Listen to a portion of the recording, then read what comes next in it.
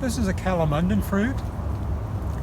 It's similar to a lime in that it's has that lime flavor, so it can be used in recipes that a lime is called for. If it calls for lime zest, you can squeeze it, you can make marmalade from it. It's a national fruit of the Philippines, and for a good reason that it's a national fruit. It's easy to grow, has an upright growth pattern. It's productive all year long. So anytime you need something like a lemon or a lime to cook with a recipe calls for, just go pick these. We see them all over town in apartment complexes. They need very small spaces. They're very cold hardy, so they're not going to be affected by at all or much by winter freezes.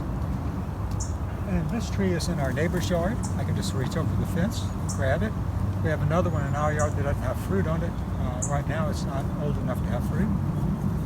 But I think it's a really wonderful fruit to have. I mean, we always are cooking with things that they call for something that has that sharp lime taste.